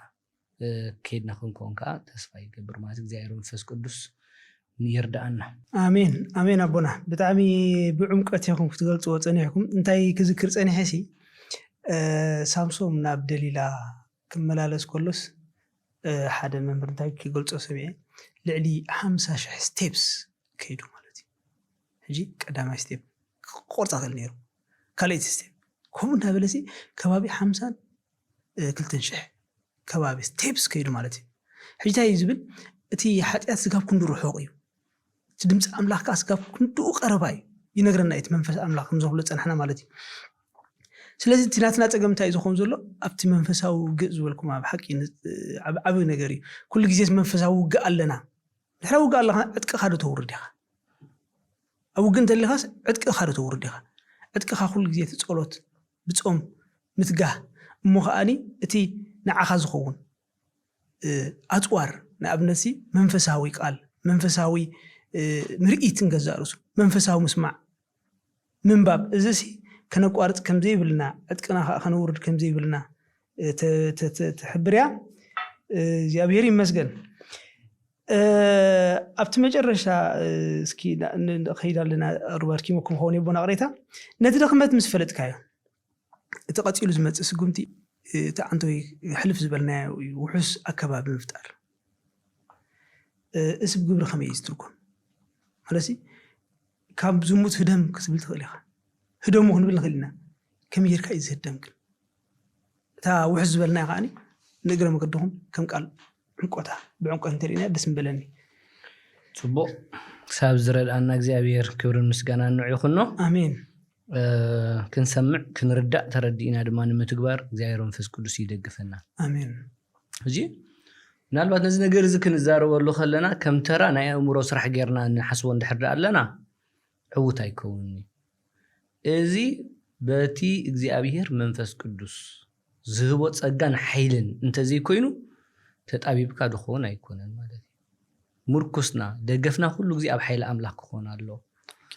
ግን እንታይ ኢሎም ኣቦታት ኣመጻጽኣ ሰይጣን ዘይፈለጥሲ ኣይሞንኩስ ኢሎም ማለት እዩ ሕጂ ኣመጻጽኣ ኢና ክንመሃርን ብኡ መጠን ድማ ክንዳሎን ስለ ዘለና እያ ማለት እዩ ስለዚ ነዚ ሕቶ እዚኣ ክንተኻብ ዝሙት ህዶም እትብልሲ ኣብ ሰለስተ ክፋላ ክንሪኣ ማለት እዩ መታን ብሩህ ክኸውን ሓደ ቅድሚ ፈተና ምምጽኡ ዝበሃል ቅድሚ ምምጽኡ ካልኣይ ኣብ ግዜ ፈተና ሳልሳይ ድማ ድሕሪ ፈተና እዚአን ሰለስቲአን ፈላሊና ክንሪእን ኢና ማለት እዩ ሕጂ ቅድሚ ፈተና ከምታ ዓንቶ ይንብሎ ዝነበርና ውግእ ከይተጀመረ እዩ ዝውዳእ እንድሕር ዳ ኮይኑ ሕጂ ቅድሚ ምጅማሩ እንታይ ክትገብር ኣለካ ማለት ክትዳሉ ኣለካ ማለት ሕጂ ክልተ ነገራት ቅድሚ ምጅማሩ ክንገብረን ዝግባአና ክንርኢ ማለት እዩ ሕጂ እቲ ጉዳይ እቲ ነገር ብክልተ ነገር ድሓዝናዮ ክንከይድ ተስፋ ገብር ማለት እዩ መንፈሳውን እቲ ግብራዊ ነገር ክንገብሮ ዘለና ማለት እዩ ብእምሮና ኣከባቢና ብምጽራይ ክንገብሮ ዝግባአና ነገራት ማለት እዩ ሕጂ እቲ ቀዳማይ ዲጂታላዊ መከላኸሊ ምጥቃም ኣብ ዝብል ክንሪእና ማለት ምክንያቱ ትሒዝና ዘለና ዘመን ዲጂታላዊ ዘመን እዩ ማለት እዩ ነፍሲ ወከፍ ደቂ 10 ዓመት ሞባይል ሒዞም ኣለዉ እንታይ ዓይነት ጉድኣት ከመጽእ ይኽእል ብዘይ ምርዳእ ማለት ስለዚ ሕጂ ኣነ ተቐዳመይቲ ከም ኣፍልጦውን ክህልወና ዝግብኦ ነገር እንታይ እዩ ንሕና ነዚ ምዕባለ እዚ ነዚ ናይ ሞባይል ኢንተርኔት ሶሻል ሚድያ ዝበሃል ብዘይ ተዳለናሉ መንገዲና ህሩግ ኢልና ማለት እዩ ምናልባት ኣብቶም ጻዕዱ እንታይ ክኸውን ይኽእል እዩ ቀስ ኢሉ ማዕቢሉሲ እሳቶም ድማ ንዕኡ መቃለሲ ዝኸውን ብቕዓት ዳጥረዩ መፅኦም ክኾኑ ይኽእሉ እዮም ከምኡ ዝኾኑ ድማ ካብቲ ፕሮዳክት ወይ ድማ ካብቲ ንብረት ምርዳእ ይከኣል ማለት እዩ እንታይ ክብል ደልየ እቲ ዲጂታላዊ መከላኸሊ ዝያዳ ዞም ክፍሊ ቴክኒክ ናህና ኣብዚኣ ሓፃር ቪድዮ የርእዩና ይኾኑ ማለት እዩ ኣለዎ ዝኾነ ሳይት ንኸምዚ ንፖርኖግራፊ ዝኣመሰለ ዝኾነ ከምኡ ዝኣመሰለ ትሕዝቶ ንዘለዎ ብሎክ ክትገብረሉ እትኽእል መገዲ ኣብ ሞባይልና ኣሎ اب يوتيوب اندحر دا خوينخا restricted mode كتاتو تخيل هاد زخونه خمز عينت ነገር كي تري زغبر مالتي نهصانات انت خوينو دما ناي هصانات يوتيوب شانل الو كخفت زخيل مالتي اب يوتيوب تراي زي يكون دما اب كلهم اتم محبراو مراخبيتات انت يالو نتفتنا كتعقتلو تخيل طبب الو زوم كفل تكنيكنا ابزي كنصبيو مينا مالتي نتهزبس كمهار الو كمي غيريو يوتيوب فيسبوك اب انستغرام اب كله انتايو تاع عينت سيتين بمغبر كم عينت تحستو زلو انت خدغبر تخيل كتوغد تخيل مالتي حدا سلازي اتي كال نبغسيتات مصراي مالتي كم زولنا اي سوشيال ميديا كال تحتتنت سوفتوير اذا حجي اب اوانا كسع كندي يسرح خل رغصنيا ايكونكون مالتي اذا اكاونتابيليتي سوفتوير بحالالو طعمي نمنتاي زغلصو زلو خزي كسع كوندو كاين نخيل ناس الا حسبكت ايكونن افلو تفليطنا يغنا حدا محلت نبصح مالتي اكاونتابيليتي سوفتوير مالتي سواء نسبيتو اكاونتابيليتي سوفتوير كصعنا لا يخل سبيتو دما اسو زرايو زبله كله ناب سبيت خيد اسا زرايو تزبلها كله ناب سواء خمس خيد كمزياتهم زامسولو سوفتويرز الله مالتي لكعيت عالم حما عالم مثل زخونه نخمزياتهم زامسولو سوفتويرات يتصارروهم كاب جوجل بلاي يوردوهم بزح ነገራት الله مالتي ግን بزتخاله متن اذ خمزلوس كنفلط نردا نياتو تاتينيا زلنا عالم غداتون طقمون اصبيانا متانكن قال اذا ديجيتال مكلاخلي ابز بالحسابي كيف سلازولخي قال تي كبابي خمقصصار زبال مالتي كبابي خمقصصار مالت انتي مالتي كمبيوتر كا تليفون كا كله ابسب زريو كمز نبلو زلنا نابنت التسخا تريلا يوتيوب مسبيت خاطريلا يوتيوب حدا مغبار كمزلو تيستر متانك عجز انتايو ناي مكلخال مسرحي مالتي ازدي ادي تكنيكالي كنغبرو انخل مالتي اب وان دخام بحتونا وي دما بينخا اب تخونلو طنققات مغبار زامسله مالتي حجي تزغرم سي بحتو الناس انتاينا نبلومو ببزحتو غزيس بينخا مخانسي ناستنتنو قال املاح ازي تقامو كاي ግን ከሰይጣን ንዑ እንታይ ጥቆመሉ ለሕጂ ስለዚ ብጣዕሚ እንታይ ጥንቃቀ ክንገብር ከም ዝግባአና ማለት እዩ ከይኮነ ከሎ ዝበሃል ሕጂ ታዝ ዓበይቲ ሓሳብ ግና እንታያ ኣብቲ መንፈሳዊ ነገር ካ ተሐረክን መጻይና ለአምነት አቦታትናስ ከይኮነ ከሎ ነዚ ከዳሉናስ እንታይ ኢሎም ሸውዓተ አጽዋማት ኣብ ዓመት ኣለና ኣብ ሶሙን ክልተ ሰዕ ረቡዕን ዓርብን ጾም ኣለና ነስተውዕለሉሞ ንምንታይ ምዝ ተሰሪዕ ንምንታይ ርእስና መታን ክንገት ይማለቲ በቃ ኣብ حسب አምላኽ መታን ክንህሉ بسمعت እዚኣቶም ዝኣመሰሉ መናፍስትስ እንታይ ከይንገብር ከይንጥቃ ማለቲ እዚኣቶም ዝኣመሰሉ መንፈሳዊ ድሕረ ባይታሃ ወይ ድማ መንፈሳዊ መሰረትካስ እንታይ ምግባር ምዕባይ ኣብ ቃል አምላኽ ዘለካ ኣፍልጦ ኣብ ጸሎት ሕጂ እዚኣቶም ብምግባር እንታይ ቅድመ ምድላዋት ማለት እዩ መንፈሳውን እንታይ እቲ ቴክኒካውን ምድላዋት ክትገብር ክትክእል ኣለካ ማለት እዚ ተቀዳማይ ኣብ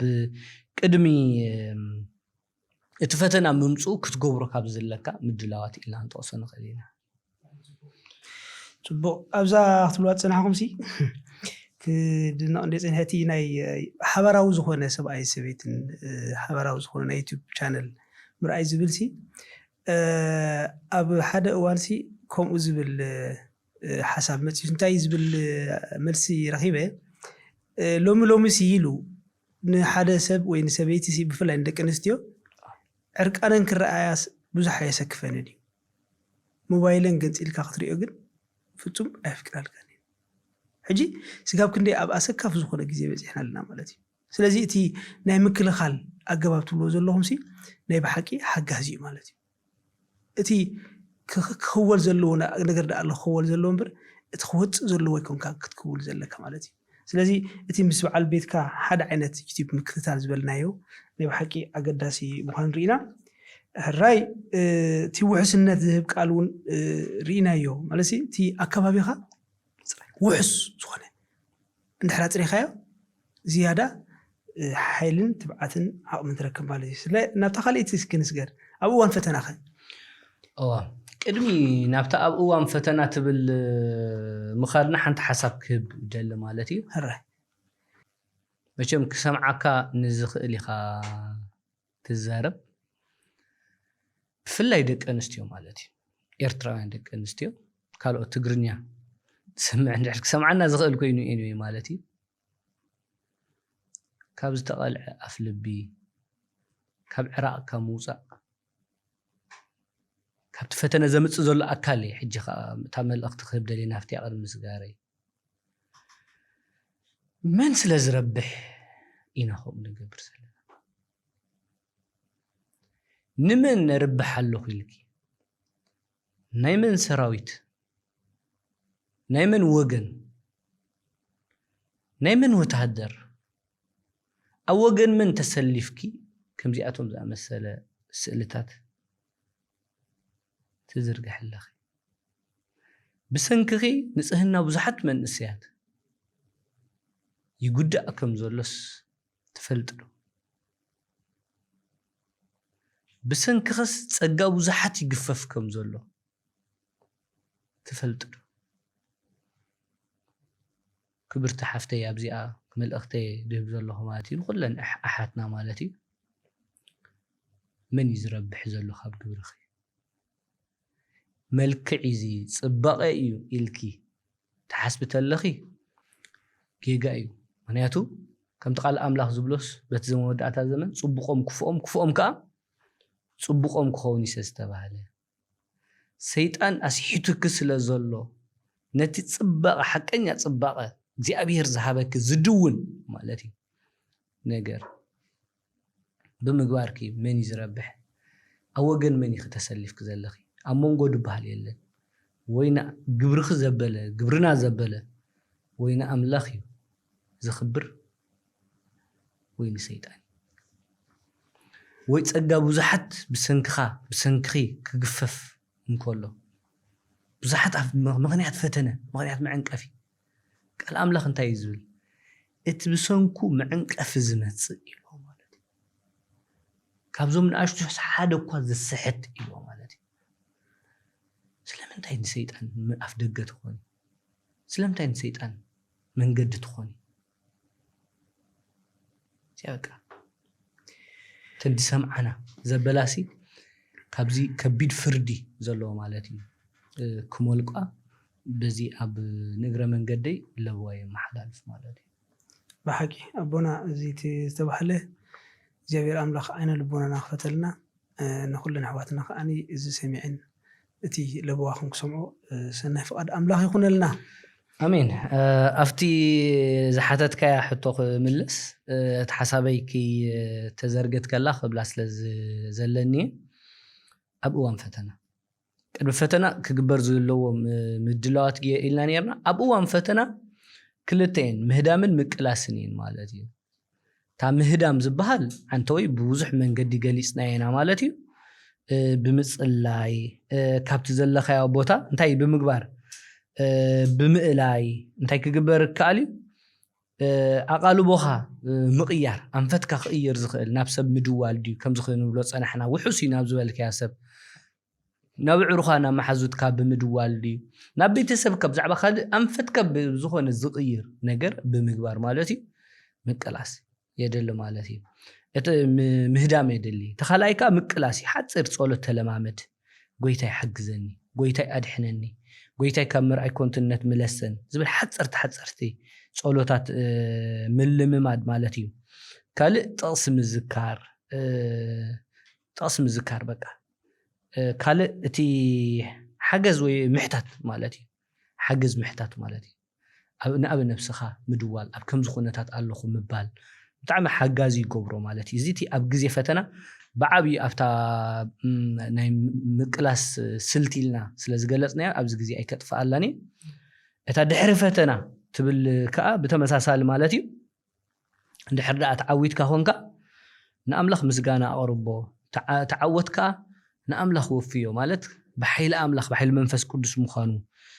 ዘክር ማለት እዩ ነቲ ዓወት መርምሮ مخنيا عوض ذهبك أنتي بخمي من قدي نيناي قال سلست أززكا نيناي قال سلد ذكركا إيخا مالتي نتعودك مس أبي نفس خاديو مستوى حسات زبالك محازتك اعلللو مسكرلو مالتي نتعودك ومنياتو ودك ترى يكون كان كت زرزر زلك نابنت نفس خاخير كاسي كمي كم زقنا خاص نجرو نتعودكس نجرو زي أبي هرمسكن زي أبي ردي إني كابت خمس زعم السلة ودكت تحلي الكان نجرو عند حركة ودكت أجات يمخن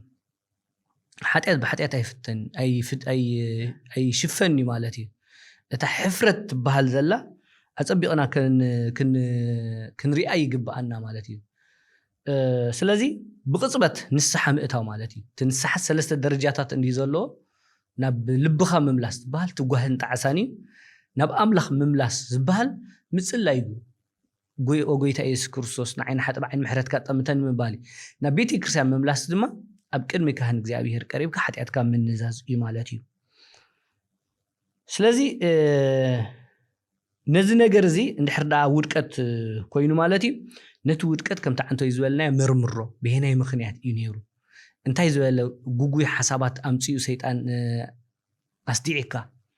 نزنا جرزي مرميركا مالتي كالايكا داغماي قالتو قال كيدانكا مس املاخ احدث بقى دحر حجي بزنا جرزي كيتودق مالتي حدث بقى خمت ابونا دا ايوب زولو ابز حلفه زولناس بفتاويسي ناب قنجو قلح يا خي طمسني بزي انتي قال كيدان اتخوم زله مس املاخكا قال كيدان اتخو مالتي سلازي اتي قالسي بخمس درجه قدمي اب غزي دحري الكا بلان موصا حد حفتي حغازي زغبرو اي مالتي كنبلو سلصنحناس كي غزي خي وستلك دعمي دس لي بونا طبو يركم غليصكم واللهم تي عوتاتنا اودقتاتنا دحر فتنا خميلنا خنكيد كم زلنا ابتي عوتنا زبلكم بغبرتاتنا ايكونن عوتاتنا خون زلنا بتبي ابير زرخمنا بصقا بزنسو زحبنا طببنا حيلنا عوتاتنا خون زلنا سلازي كم تزبلكم تمليسكا مس ابات نفسخا يكون ولا مستخبابيخا اتز املاز غبر الكاس ممسكار بتعم صبو ابتا خليتي جن انتي خدلي دلي كل غزي بزح غزي زي نسخا نسب كصلي مخال كالوت كان اخا خصلي لك محتات بزح ايد زوترينا سلازي ان انتي خبللي احواتك خصلي لك بزعبا غدايك نغرات مسغاطوم ودقتون مسغاطمه بين هاي تقولنا زصل حوها زصل حفتها يليكاي سلازي كل غزي تصلي لنا خنبحال كلنا خاني بحقي نايتسب ابت نايتسب زلو كنت اتيخا تسمعك بلبي نبكي ما املاخ كتقرب بتعم اقداس مخانو خغلص للي اتي ممسكار زبلنا خا عرفتي بكاي كاب حدا حطيات مس وصخا ولا نبلو ولا مس وصخاون كمزن اغاطي من نيرو كمزي له وصي يا ابير دغفنا خصبل كلها زياده عرفتي زواب زبكا زيادة عرفت بكاموني نزز مصفتنا خاني بخمي اغباب تسعرو خمس لك يحجزك مالتي حجي نحطونا حد تخاتاتالي مدبنا اخي قرولكم مرحو سماي 3258 نسمو تخاتاتن مدبنا ازيو اقداس حتو ليلو انت يلو مسابو نفسخا صبو زمنا تكبريلو حجي ابز مقدز ابز مسرح زخلها خاني حدا اب حاتيات تكبر شو انت يسمعك اب كمز بلا حاتيات ودي قص كميغيري اب كينموم كقوم تقول مالتي سلازي بزخا اكندت الناس انت تسقخات نبر سلازي انت هنا نزلنا اب سالساي سغنتي ويك اب سالساي مفتحنا نخيزلنا نينسا حيوت مهنات بين خام كلاس سلمنتاي خان بينا خاطك قالس تدفر ازخ ناي سعرت سلتي ولنا نقولص نخلو مالس بينا خام كلاس اسكاب كندي كبيديو مستي اقدم كاخ نسعرت مدلاو دو نقصرو اين خيلن سلازي بزابازيا نيشتي مبرتت منبنا حجي اسو صبوي مس اب نفسخاس كمبون ودن تراي كمان يكون أزيخ كتلقب كتقرب عليك لك خمسين عركها تزاربو كتقل عليك أمون خاقك إن دحر دقالو صبا يكون جن إتاتبهال الحساب إن دحر دقانو خو مخوينا حدا خافتي كانوا وجودو زقب أنا أنتايل أبرأسنا أنت نفردس أم تخوننا نيل أبرأسنا أنت نفردسي أم تخون أبرأسنا أزينا إنك نفرد زلنا بزح جزية حد جزية نصحة ناي قال يسب أنتي خون كنصح ماز يصدقوا ينقرك ساكن ديت صادق مخانو نقرك مالتي حجي إذا جبوا نصح يكون زقبوا نصح يكون أبجزي نصحة أبقد ما أملك رأسها تحت كتب لي إخا ماز يخامبر لعل كتب لي لك أيكون كان كالاي تتنصح زلخا نمنتايو زيادة علامات أطبقنا كنرد أي قبأنا مالتي انتايلو أب زحمة تلوس إلو نمرحت بيتي كرسيان يتصوع نساتهم كا بزيت النقابوس بسم قويتا يتصليو ليلو إتا بسم قويتا تتصلي يتصلوت كا نتحمم كحوية إلو مش حتى يتغيرو انتو خوينو خحدو قول لي إلو شو عس نتايلا انت كتفوسوس نحاد حدكم حتياتكم تتناززو بجاهم اتي علامة ناي نصحة اتكان كفردكا اتحيتو خريئكا كم يكونن تعلامو مئنتي كتفوسي نجاجمنت يكونن نخونن يكونن ات املخ سريع وزلو ات بيتي كريان سريعاتو زلاسي نجاجمنت ويدمان كونن يكونن انتاي دا نفوسي مالتي سلازي بزعبها خاص انتاكي جبرك يا خوينا تردي اندل عند حرد اخو خوينا كيف ردك اتحيتو خيريك اتبع الكستوس قدسان بروخات اندابلنا يمسي كم زخا غبرو كيبلك انا انتي كبلو اجوخا زحونا توم كاهنات نحنو بتمساسال منقدينا حليفنا ابوتاتنا امرد يومنا ابوتاتنا كنفوس مجد أملاخ أريومنا نزنا جرزس زي حلفنا يو بز حوزي زي تلبلبنا يكوننا المالتي بنسحة أو بوتاتنا أو قرب بوتاتنا كيدنا دا أمبر سلازي اتكاهن كيف ردك أي تفرح نبعلو بتي هو تتي حالفوس تايز قبري السعري سلازي كيف ردك نو برقص عند حردا نخلو وكيلنا هنزاربا ينخلن زفرد اتحيتو زرئي كهن اللو عند حردا ايلناقنا إذا قبو تا سلطان كهنوتو اي تردأنا اللو مالتي مغنياتو حتيات يبلا ينزبل انتولوكو حساوي نفسو وكفناكو نودقينا مالتي أملاخي دا أكاود كتنا سلازة تنسأنا كم زتمحرنا نمالا لسلازلنا ينبر اي ودقني يزبلوكو يلن سلازة أجونا كم فرح يبلنا اتكاهن نوعلو كدن قصلنا ايكون اندونا عناسني قويتانا إيسوس بزعبا قويتانا إيسوس كورسوس تزربت امناي كهنات كم صعد حاني اب ابراهيم معرف كلتس انتايلو نسو كفتن كلس تساقي امو ها بدخام ناس ندخامنا كردانا كدن قصلنا زخليق كهنات يلوا مالتي قويتا حطيت دبها يغبرن تفتينو ግን حطيت يغبرن ግን انتايلو اقريبولو كفتن كلس تساقي امو كدن قصلنا يخلي نتبل قال ناب كهنات كمصا كنمص خلنا نابتوم كهنات حدا ነገር ተአማሚና نمصا مالتي احنا توم كهنات كا تفتينا وديقنا تساقينا كناخ نابوتاتنا خيدنا دما محرت اب قدم املاح حاتيتنا نزي قالس تقاليسنا دا امبر ها بزي قالسي بزي صور بزي فتنا يكوننا سلاذ اي كي كنناكا كيف ردك عند اتحيت خيريك اي تفرح مالتي كلنا احنا قالستلنا كوبلو يدلتا حتى مالتي سلازم مستي اب نفس زلنا زمدنا انتي كخونا لو كيف ردنا قال زي يكون بحق بقى قد ما املخ راسخا تحت بيلك مالتي او قد مسب نزت امننس او قد ملأخت بي كوموني كم زباله مالتي بحقي قال لي تسمعنا ابونا ابتا ابزن كلته نغرات كريص انحي حدث بحرياتنا ينسحها بحريات نساسي نسخا نابو بقريب كاخت نسخا خلص كنغروم سلازلك طرح يكون دولكم تا مفواس سبلكم سلازي نخد فواس ناب دكتور تخيد امبر ات دكتورس كم تخيبلن أيتبلن كتبوست خونك تحمامك قلعك نتزحف كفال أكلاتنا ودكتور قلعنا نريو قلعك تريو كدن زكان دافلتك خلها ولا أكلات كاتبو مالتي سلازي اتي ባህርያትና የንስሐሲ ንስኻ ክትዛረበሉ ወይ ክትነግረሉ ዘይኮነሲ ክትፍወሰሉ እትኸይድ ምዃኑ ያ ተኻሊት ኻኒ ኣብቲ ሕቶ ከም ዝነበረት እንዳታሰቐኻ ትነብር ትብል ሓሳብ ብጣዕሚ ከቢዳትን ንዓይ ነቲ ክትንስሓሉ ዝግባእካ ጉዳይ ሒዝካስ እንዳታሰቐኻ ትነብር ስለዚ እቲ ምንስሕ ዶ ይኸብድ ወላስ እቲ ስቃይ نتسقي نوحي زو جي صير كاخت كيد كم يتقبلوا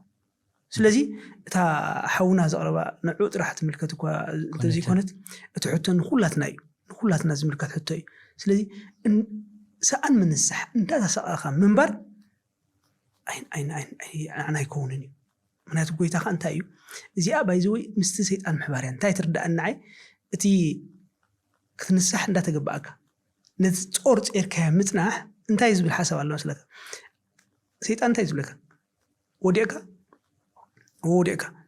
ግን ቅቡል አይኮን ካናብቂን እግዚአብሔር ብለካ አምላከ ወዴካ ዶ ወደይ ቅቡል ይኻባይ ስለዚህ ምስ ክርስቶስ ወይ ካምስ አምላክና ሓብር እንተዳ ኮይና ወዲቀወ ግን ኣብ አምላክ ቅቡል ዝብል ሐሳብ ክህልወና ከም ዘለዎ ክርዳ ጽንሄ ረበና ቃለ ህይወት ዝማዓልና እቲ ስጋብ ሕጃ ንዛረብ ጽናሕና ብዛዕባቲ ምክልኻል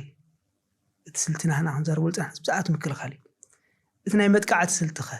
ناس صاب كينات نحل الله خاص كلتي يسول له مكلخال له مدقعة خاله سلازي أبتي إني مدقعة تسلتخ كم يمثل أبونا بحكي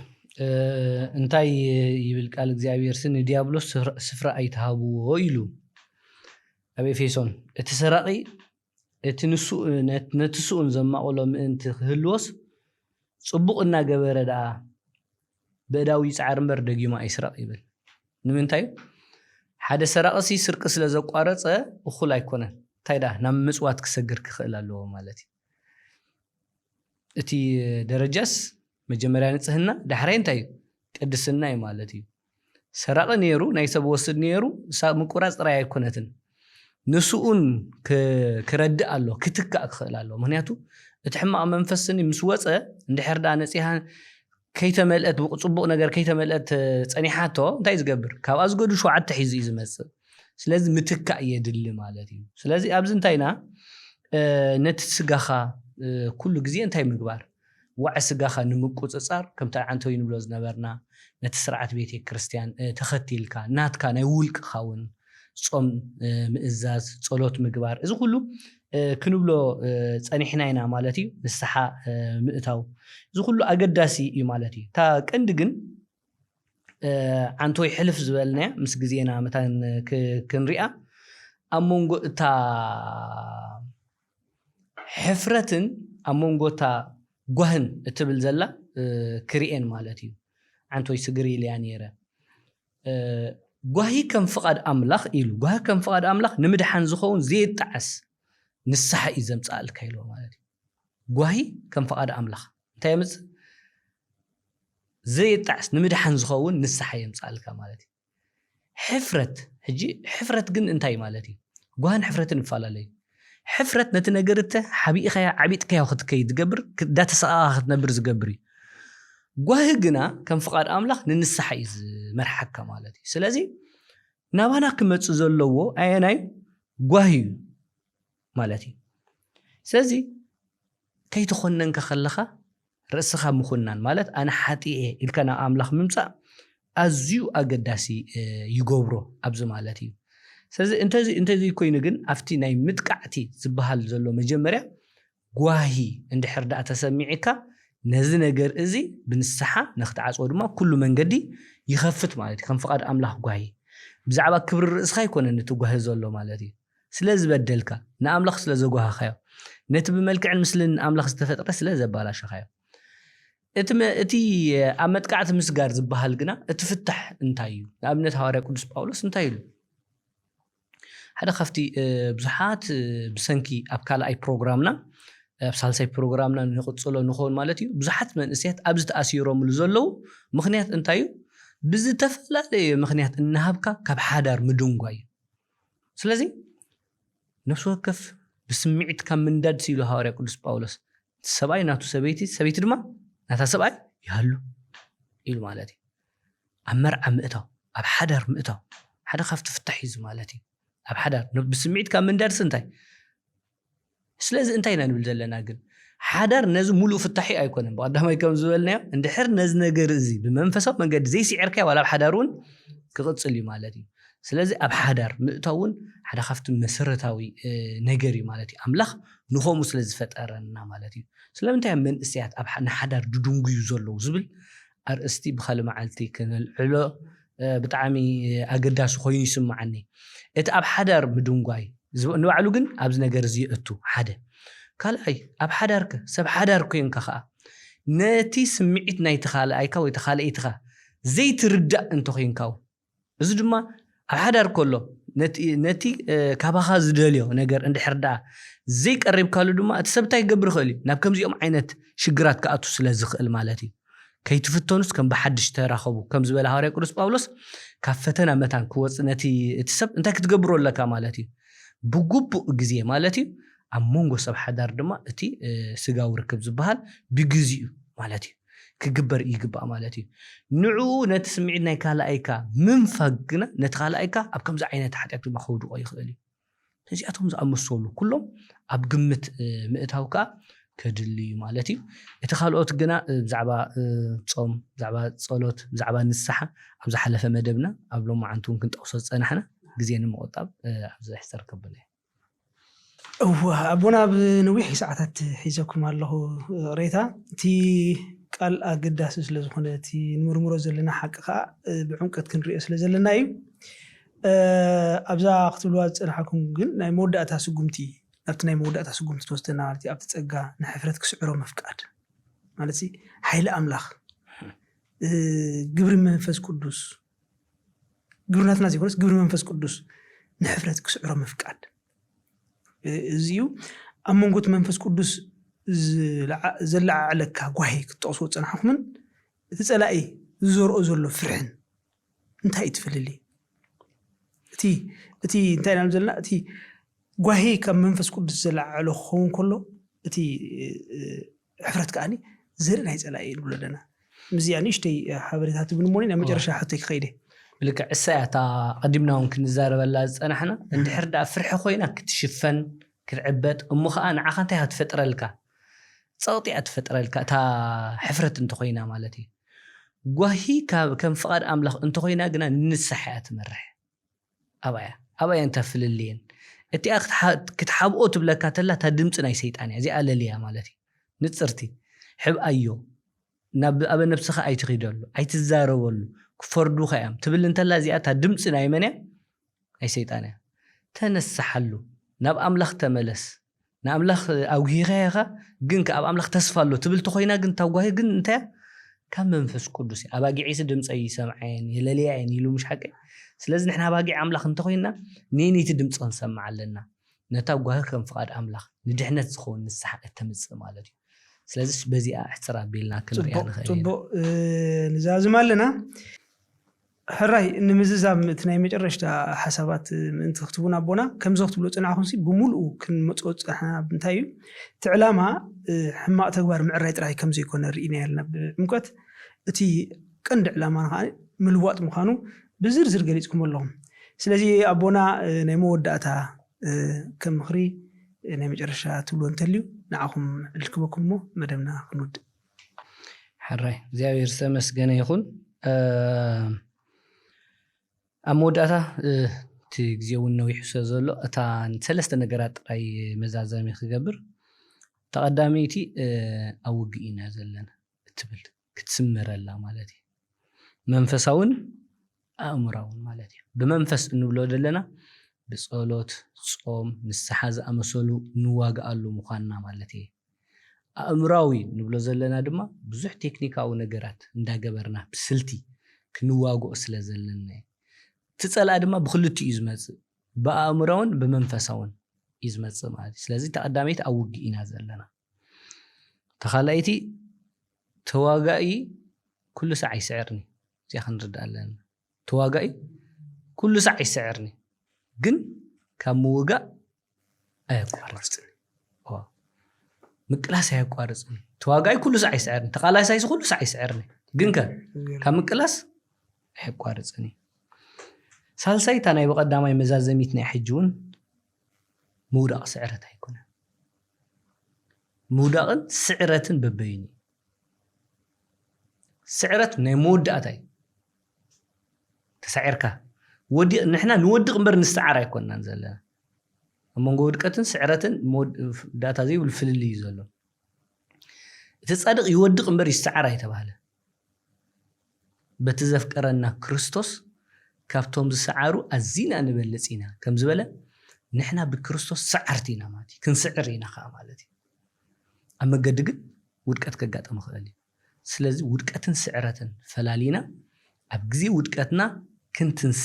ሞዳታ ግና ብጸጋ ጎይታና ኢየሱስ ክርስቶስ ንሕና ሰዓርቲና ክብልደል ማለት ለህይወት ይስማዓልና ቦና ደጊመ እቲ ዝሃብኩምና ዓሚቕ ምኽሪ ብስም ኩሎም ተኸታተልቲ መደብና ኣመስግነኩም ክብረት ይሃበለ ቦና ሕራይ كبرات تخطتلتي منفساوي channel أناستاسيا سلامكتالكم أزي مسكن أبز قتلكا بخالق نهوتنا زخون منفساوي مخري حيزنا خنسعبينا خنملسينا سلا زخلو الدل ذهبنا سلا زخلو زقا ذهبنا أملاخ زيافير أملاخنا كبر مسكنا يخونو أغني لي أناستاسيا